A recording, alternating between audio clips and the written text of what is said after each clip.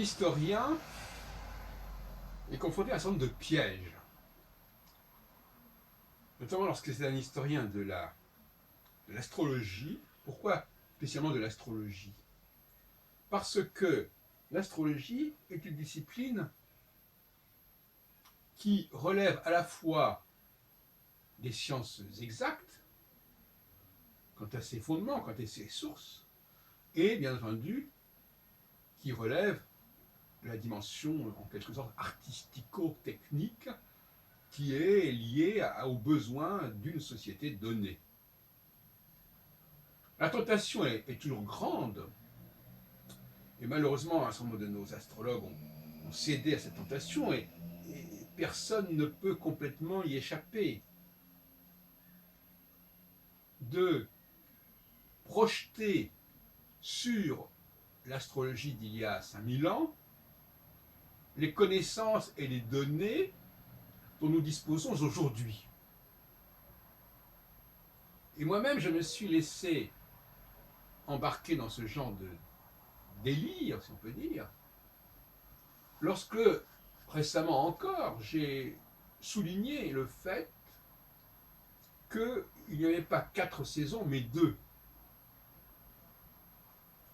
Et qu'en réalité, en effet, on avait pu penser que le printemps et l'automne étaient des saisons à part entière.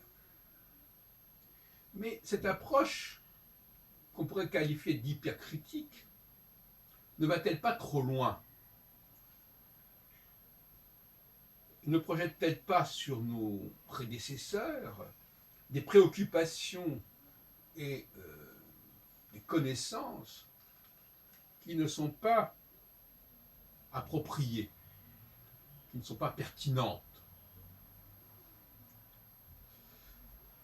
Et il est toujours tentant, alors effectivement parmi les gens qui se lancent dans l'histoire, dans la genèse de l'astrologie, il y a 2 sensibilités différentes, comme je viens de le dire.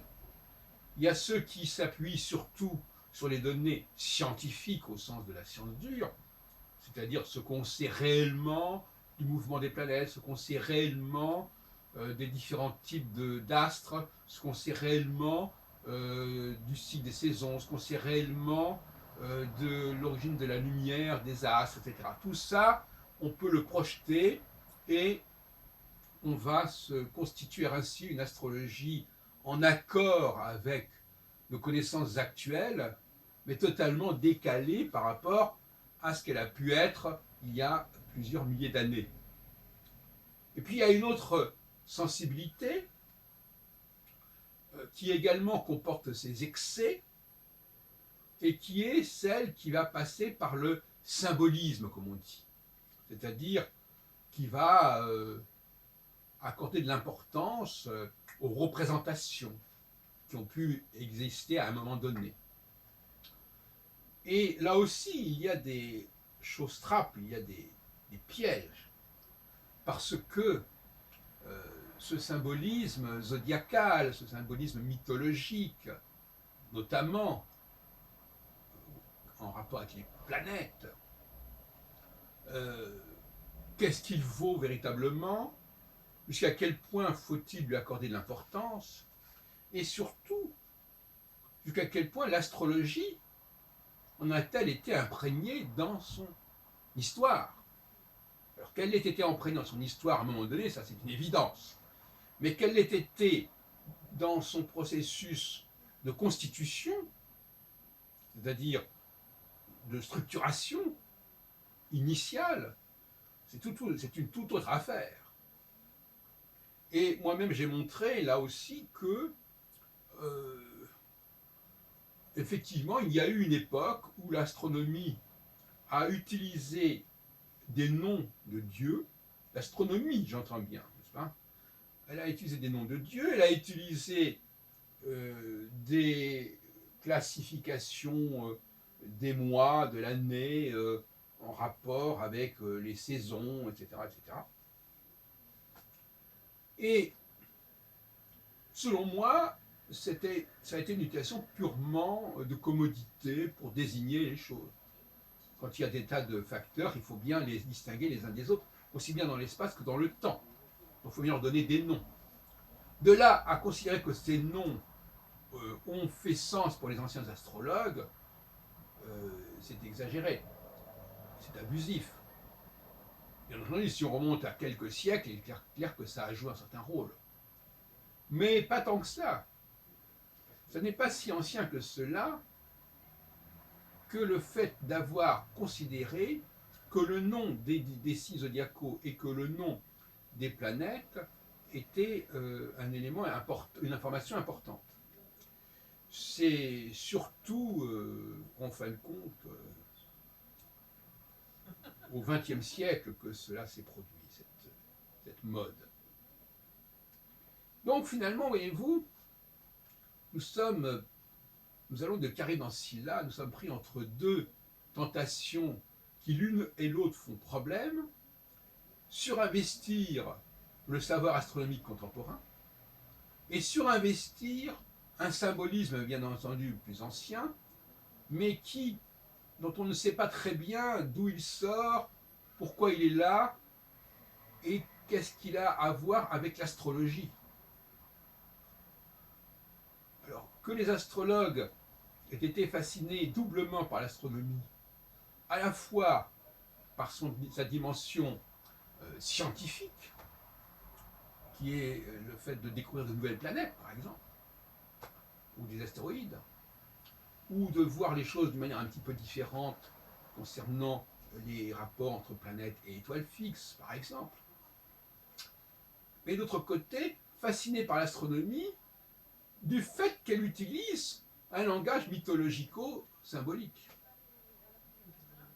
Et là, évidemment, ce n'est plus la science astronomique dont il s'agit. Il s'agit d'une dimension aléatoire de l'astronomie, qu'on appelle ça un métalangage, c'est une façon de s'exprimer qui est purement conventionnelle. Donc finalement, l'astronomie elle-même est porteuse de cette dualité, elle est un janus qui comporte une dimension poétique, si on peut dire, mythologique, mais pour des raisons purement circonstancielles et purement superficielles. Et puis, au contraire, d'un autre côté, un savoir qui n'a pas cessé d'évoluer depuis notamment le temps de Galilée, il y a au début du XVIIe siècle, et qui a découvert de nouveaux facteurs, etc. Et tout cela, ça n'est pas très sain pour l'astrologie. Et où est-ce que je veux en venir? Je veux en venir au fait que récemment, comme je le disais tout à l'heure d'entrée de jeu, j'ai été un petit peu trop loin dans mon approche des choses et que j'ai réfuté la division en quatre au nom d'une certaine idée de la science qui voulait que le 4 comportait deux stades intermédiaires et par conséquent qui n'auraient peut-être pas la même importance, la même prégnance que, euh, la dualité fondamentale. Alors j'avais même dit qu'il fallait préférer la solstitialité à l'équinoxialité, que la solstitialité renvoyait aux vraies saisons, et que l'équinoxialité ne renvoyait qu'à des saisons plus ou moins fictives, en tout cas intermédiaires. Et là, je crois que j'ai poussé le bouchon un peu trop loin, au nom justement d'une sorte d'orthodoxie scientifique qui était déplacée quelque part, qui était déplacée. Et on n'échappe pas évidemment à ce recours, ce dilemme, n'est-ce pas? Faut-il intégrer, tenir compte de ce que l'on sait aujourd'hui des choses et de ce qui a été réellement pratiqué par les astrologues, sur lesquels on projette, alors c'est ça aussi, vous savez, moins on sait de choses sur quelque chose, plus on peut projeter dessus. C'est d'ailleurs c'est comme pour les astres, enfin, veut dire, on peut projeter n'importe quoi sur un objet qui n'est pas défini. Et j'aurais terminé mon petit exposé. Vous avez bien compris que je me démarquais de ce que j'avais pu dire sur le fait qu'il n'y avait qu'une division en deux. Je pense qu'en réalité, les 4 étoiles fixes royales ont bel et bien leur rôle respectif, et que la référence aux équinoxes et aux solstices, d'ailleurs, est tout à fait discutable de toute manière. Même si ça a pu jouer quelque part, ce n'est pas la même chose. Et donc on peut pas supposer systématiquement que les astrologues anciens ont réfléchi de cette façon-là, ont raisonné de cette façon-là. Non, il faut aussi regarder les faits. Les faits, c'est-à-dire F-A-I-T-S et pas F-E-E-S. Les faits, c'est-à-dire qu'est-ce qu'ils en ont fait, n'est-ce pas, quels sont les éléments qui ont été pris en compte dans l'ancienne astrologie. Cette ancienne astrologie qui, parce qu'elle est défigurée, justement, parce qu'elle est méconnaissable, fait qu'on a tendance à la laisser de côté pour passer à l'astrologie en accord avec la science contemporaine, comme le fait notamment un Jean-Pierre Nicolas. C'est-à-dire, voilà, le culte des nouvelles planètes comme caution scientifique de l'astrologie. Et Barbeau, lui, le culte des planètes, il s'accompagne aussi d'un certain intérêt pour le symbolisme des astronomes qu'il projette sans aucun souci sur l'astrologie ancienne. Donc voyez-vous, vous avez compris à quel point l'histoire de l'astrologie est quelque chose d'extrêmement délicat à gérer, et qu'il faut être constamment vigilant sur soi-même, vigilant sur certaines tentations. Mais je terminerai en disant, prenons le cas des femmes par exemple. Est-ce que la question du masculin-féminin est importante en astrologie? Eh bien, il faut s'attendre à ce que certains astrologues disent que puisque de nos jours on s'interroge sur la différence entre les hommes et les femmes, on se demande si cette différence est pertinente sociologiquement, voire même biologiquement. Eh bien, par conséquent, l'astrologie n'a pas à en tenir compte. Et là, on est... ben oui, pourquoi pas, pendant qu'on y est, n'est-ce pas? Puisqu'on attribue... Alors, évidemment, là, on n'est même plus en train d'attribuer quoi que ce soit aux anciens astrologues. Les anciens astrologues se trouvent complètement disqualifiés, ils n'ont pas voix au chapitre. L'astrologie, telle qu'elle a pu exister jusqu'au XVIIIe, XIXe siècle, n'a aucune valeur à les entendre. Puisqu'ils n'étaient pas équipés comme il fallait, qu'ils n'avaient pas les connaissances nécessaires que nous avons aujourd'hui.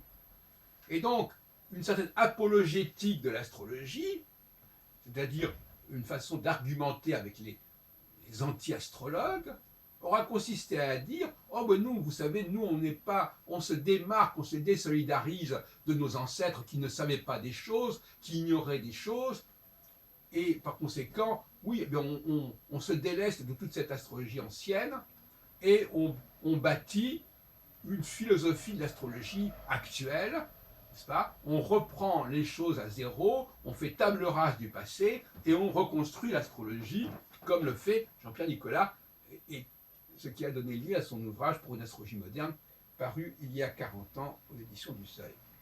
Alors, voilà le dilemme, n'est-ce pas?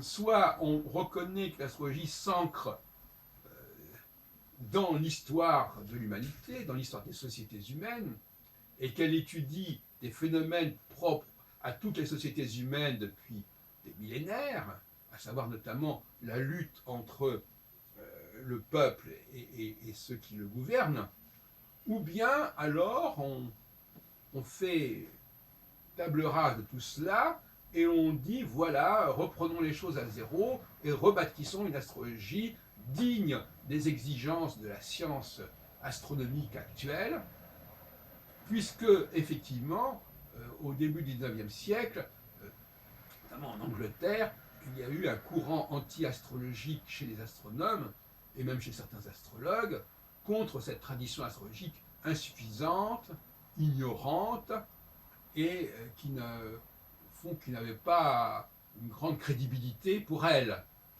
Et donc, par conséquent, une astrologie moderne s'est développée tout au long du XIXe siècle en Angleterre, notamment avec des gens comme Peirce, P-E-R-C-E, ne confondons pas avec Peirce, P-I-E-R-C-E, cher à Guinard, avec notamment au lendemain de la découverte de Neptune, véritablement, à ce moment-là, on s'est dit, bon, on va quand même prendre ça en compte, hein, bon, voilà. Et c'est ainsi constitué le mythe d'une astrologie moderne, euh, dé- dé- déconnectée par rapport à l'étalon astrologique de la tradition, toute neuve, toute moderne, mais qui néanmoins n'en oubliez pas de se référencer au zodiaque, au nom des planètes, enfin, bon, donc une position quand même un peu hybride, c'est le moins qu'on puisse dire, et qui ne voulait pas retrouver dans cette astrologie ancienne des valeurs et des croyances qui étaient jugées de nos jours comme dépassées ou archaïques ou rétrogrades, comme la question des hommes et des femmes. Vous voyez, on peut pousser très très loin cette espèce de modernité à outrance, puisqu'on peut même contester que la dualité soit au cœur de l'astrologie, puisque cette dualité est remise en question par les théories du genre, par toute une sociologie qui nous explique qu'on a pu se tromper, qu'on a pu projeter, qu'on a pu imaginer des choses sur le fonctionnement de la société, sur les rôles respectifs des hommes et des femmes. Donc tout ça va être évidemment plus ou moins évacué par l'astrologie moderne, et notamment par les femmes astrologues, qui vont minimiser, qui vont rendre abstraites ces notions de yin et yang, qui ne seront plus en rapport directement avec les hommes et les femmes, mais qui sont simplement des principes. On va essayer comme ça de concilier le discours astrologique avec les préjugés modernes sur ces questions-là. Donc voilà ce que je voulais vous dire, mes chers amis. Quelles sont les sirènes que nous devons subir, que nous devons affronter et qui peuvent nous faire dévier, qui peuvent nous fourvoyer dans notre volonté de comprendre l'astrologie.